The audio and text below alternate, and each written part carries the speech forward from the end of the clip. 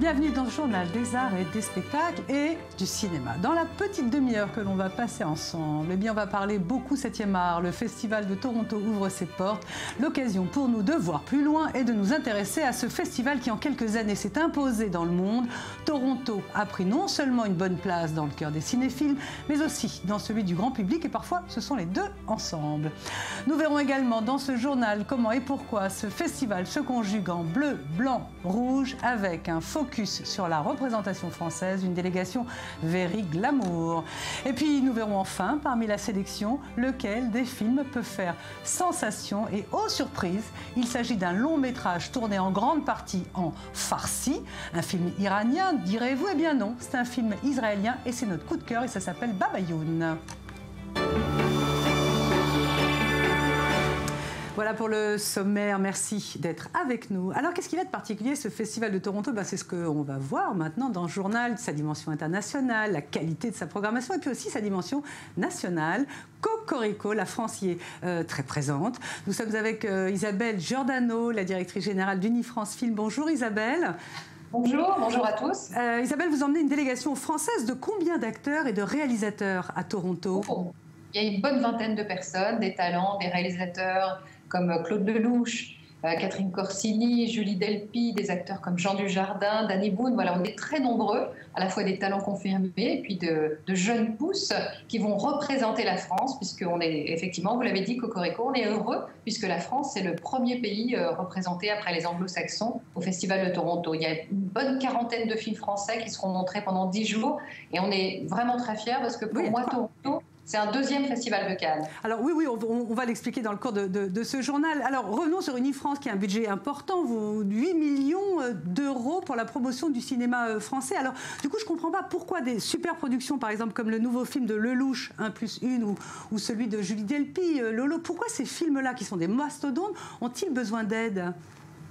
Ces films, tous les films ont besoin d'être soutenus. C'est vrai que nous sommes le deuxième exportateur de films au monde en France, mais que ce soit une grosse production comme même les films de Luc Besson ou des gros films comme Intouchables ou de jeunes premiers films, ils ont tous besoin d'être soutenus puisque c'est vrai qu'à l'international, tout coûte très cher. Nous avons un concurrent qui s'appelle Hollywood, qui a une politique de bulldozer et qui fonctionne à coup de marketing. Donc il faut pouvoir nous aligner. Et avec ce budget de 8 millions d'euros, qui provient en grande partie du ministère de la Culture et du ministère des Affaires étrangères, eh bien nous sommes présents sur des marchés comme Toronto, où nous avons par exemple la possibilité de louer un immense stand et d'être très présents comme force de frappe économique et artistique à l'intérieur de ce festival. Mais alors quoi, c'est un mélange de glamour et puis de business. Quid des petits films, voilà, vous m'avez parlé de Mustang par exemple, qu'on pense être un film turc.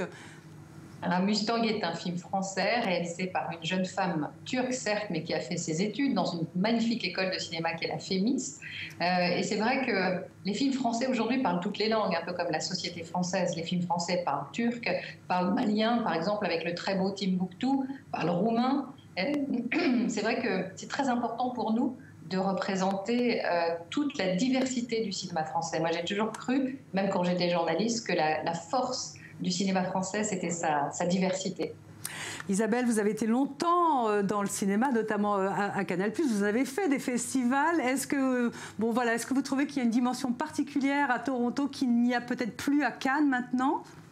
Je ne les comparerai pas. Je dirais juste que, comme je l'ai dit tout à l'heure, je pense que Toronto, c'est un deuxième festival de Cannes parce que d'abord, c'est une plaque tournante pour les Oscars. C'est là que tout va se jouer. C'est très important, très stratégique. Tous les Américains sont présents, Ridley Scott et compagnie, pour vraiment procéder au premier lancement en vue des Oscars. Et puis deuxièmement, comme à Cannes, c'est un immense marché. Et là, comme vous l'avez très bien dit, c'est à la fois le glamour et le business, mais c'est très très important qu'il y ait cette dimension de business, que l'on puisse avoir un endroit au monde où on puisse vendre des films. On les vend aux Américains, on les vend aux Canadiens, mais on les vend ensuite au monde entier. Donc il y a beaucoup d'affaires qui se font au moment de Toronto. Alors on vous souhaite de faire de belles affaires. Merci beaucoup Isabelle et bon festival. Merci à vous. Voilà une interview qui a été enregistrée avant ce journal. Donc, qu'est-ce qui fait précisément la saveur et la qualité du Festival de Toronto? Quel est le film qui va faire parler de lui? Eh bien, on va voir ça dans quelques minutes. Juste avant, c'est le highlight de Sandy Fortis.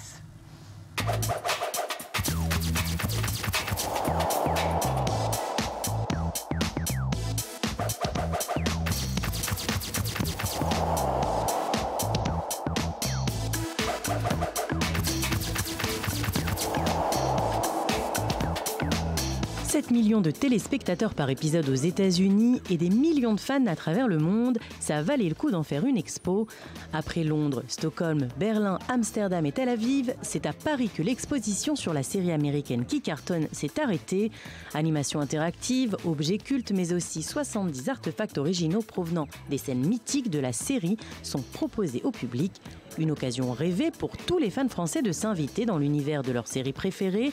Adaptée de la saga romanesque Le Trône de Fer de George Martin, la série télévisée est diffusée sur HBO depuis 2011 et engendre plus de 8 millions de téléchargements illégaux pour chaque épisode.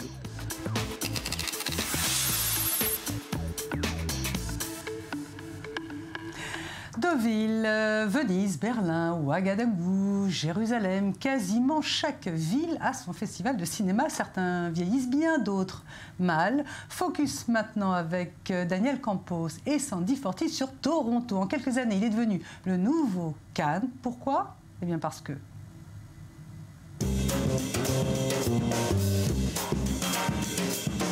On l'appelle le Festival des festivals, fondé en 1976 par Bill Marshall, Henk van der Kolk et Dusty Cole. Le Festival international du film de Toronto avait pour but originel de récupérer les meilleurs films projetés dans d'autres festivals à travers le monde et de les montrer au public canadien. À ses débuts, il y avait 127 films de 30 pays et 35 000 spectateurs, des chiffres qui ont depuis été multipliés par 10. Malgré ce succès, le TIFF reste un festival authentique. Comment ? Parce qu'il n'y a pas de compétition, pas de jury et donc pas de trophée, ni récompense pour le meilleur film ou la meilleure actrice. Le Festival de Toronto est pur et il a un coût bien inférieur aux principaux festivals européens, autant pour les spectateurs que pour les professionnels. En vérité, la seule et unique récompense de Toronto, c'est le prix du public, décerné au long métrage qui reçoit le plus grand nombre de votes des spectateurs. Un prix qui influe d'ailleurs sur les Oscars.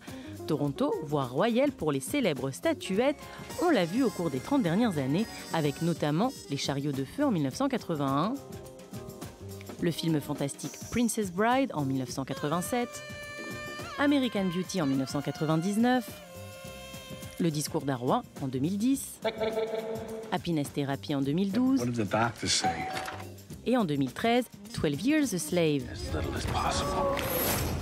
Côté critique et adepte du cinéma, on préfère souvent le TIFF au Festival de Cannes. Pourquoi ? Probablement pour les mêmes raisons, avec en plus ce petit je ne sais quoi, engagement profond au cinéma, festival parallèle, un pour le grand public, l'autre pour les professionnels et la presse. Une approche qui a transformé le festival en rampe de lancement, à la fois pour les grands films hollywoodiens et les films indépendants du monde entier. Cette année, Israël est largement représenté au TIFF avec 11 films projetés, dont 2 courts-métrages et 2 documentaires. Parmi les plus attendus, Rabin The Last Day d'Amos Gitaï, Une histoire d'amour et de ténèbres de Nathalie Portman et Baba June de Yuval Tell-Shad, le premier film en langue perse tourné en Israël. 3 films coproduits par des Palestiniens sont également au programme. Celui dont on parle déjà, c'est The Idol, un biopic sur Mohamed Assaf, ce jeune chanteur amateur de Gaza, devenu icône nationale après avoir remporté le télécrochet Arab Idol. Un film réalisé par Hani Abou Assad, le réalisateur d'Omar et de Paradise Now, déjà nommé aux Oscars. Pour les cinéphiles, la grande mission pendant le TIFF est de trouver les prochains prétendants aux Oscars. Dès la fin du festival, le 20 septembre prochain, les paris seront lancés. This is nuts. Thank you to the Academy. And thank you. Voilà ce qu'on pouvait dire pour ce festival de Toronto, un sujet réalisé par Daniel Campos, un festival inauguré le jeudi 10 septembre, avec donc, on vous l'a dit, une forte présence israélienne, dont une qui fait beaucoup parler sur les réseaux sociaux, celle du film Baba June, réalisé par Yuval Tell-Shad, qui est avec nous. Bonjour, merci d'être avec nous. Yuval, vous êtes un réalisateur de documentaires, c'est votre premier film de fiction et une petite partie, une partie minuscule, mais enfin une petite partie active iranienne est assez contre votre film et réagit sur les réseaux sociaux. Qu'est-ce que ça vous fait ? La bande-annonce du film est sur Facebook. Le film n'est pas encore sorti, mais beaucoup d'Iraniens ayant vu le trailer sur Internet ont été choqués que je puisse faire un film ici en Israël avec des personnes qui parlent en farsi. Nous avons reçu des milliers de commentaires de personnes vivant en Iran. Ils souhaitaient savoir comment le gouvernement m'avait autorisé à tourner un film où les acteurs parlent en farsi. Mais il y a beaucoup d'Iraniens qui vivent ici en Israël. Et personne ne peut arrêter quelqu'un qui fait un film sur une histoire en Israël, avec des personnes venant d'Iran. Donc il n'y a aucun problème avec cela. Alors on va parler de votre film, Baba Youn. C'est pas un film politique, c'est un drame, c'est une histoire de conflit générationnel et culturel entre un père qui est né en Iran et qui veut maintenir son élevage de dinde et son fils qui lui est né en Israël et qui veut modifier cela. Quelle est la part autobiographique? The story is not autobiographic, but I want to tell something. L'histoire n'est pas autobiographique, mais à travers ce film, je souhaite raconter quelque chose.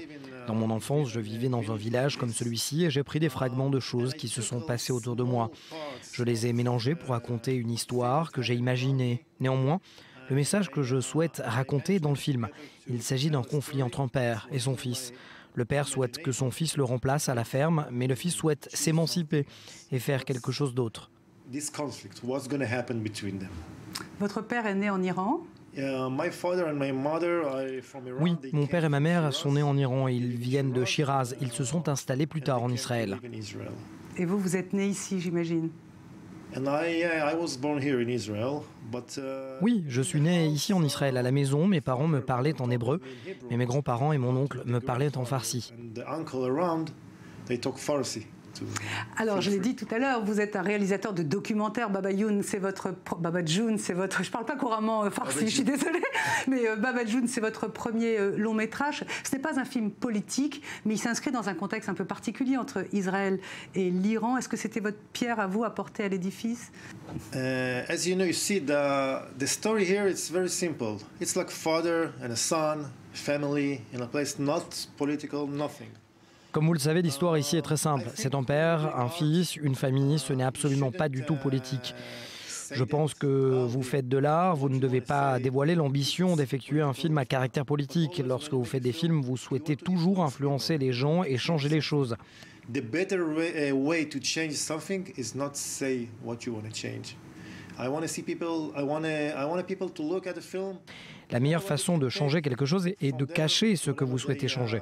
Je veux voir les gens regarder le film et s'approprier ce qu'ils veulent. Mais comme vous le voyez ici, un père qui respecte les traditions souhaite contrôler son fils. Vous pouvez comprendre dans cette histoire ce que je souhaite dire. Ce garçon est juste un garçon avec ses propres pensées, ses propres rêves.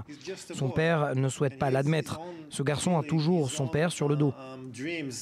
But his father cannot see him because he has his father on his back. On va revenir sur le farsi. Yuval, vous avez donc, vous parlez pas le farsi, enfin je ne crois pas, mais vous avez dirigé vos acteurs en farsi et parmi vos acteurs, le père est incarné par quelqu'un que nous connaissons en France, qui incarnait Abou Nazir dans la fameuse série Homeland. Il s'appelle David Negaban. Comment c'est de diriger des acteurs en farsi et puis peut-être de reconstituer ici en Israël cette ambiance un peu iranienne? I don't understand Farsi very well. I cannot direct in Farsi, but the film was in Farsi. Je ne comprends pas très bien le farsi, donc je ne peux pas diriger en farsi, mais le film était en farsi justement. Donc la langue était une véritable barrière. Le garçon ne pouvait pas comprendre cette langue, il parlait seulement hébreu. I cannot understand Farsi. David, le père, pouvait comprendre l'anglais et le farsi, je ne comprends pas moi-même. Donc, comme directeur, j'ai besoin des dirigeants en hébreu, en anglais, mais aussi de les comprendre, car des fois, ils improvisaient en farsi et je ne comprenais pas exactement ce qu'ils disaient. Dans ce film, chaque mot est précis. Et vous savez, en farsi, quand vous dites un mot, sa signification change selon la façon dont vous le dites. Je pense qu'en France aussi. Bien sûr. I think in France also. Ça dépend, c'est des erreurs de prononciation. En quoi c'est important, Yuval, de présenter votre film en première mondiale à Toronto? Pourquoi c'est si important? We have several options where to screen this film in a world premiere, On a eu plusieurs possibilités comme de montrer ce film en avant-première mondiale, mais nous avons choisi Toronto, car c'est l'un des plus grands festivals au monde et il y a eu beaucoup d'Iraniens là-bas. De nombreuses personnes vivant au Canada et aux États-Unis souhaitaient connaître davantage le film. and they ask about the film. Merci beaucoup Yuval Delshad. On souhaite une belle avant-première mondiale à votre film Baba Youn. Merci. Baba June. Baba June. Baba June. You can say what is Baba June en français. En français. Baba June. Vous m'avez dit, ça veut dire petit papa ou papa chéri ou quelque chose comme ça. Merci. Merci. Voilà, c'est une interview qui a été enregistrée avant ce journal.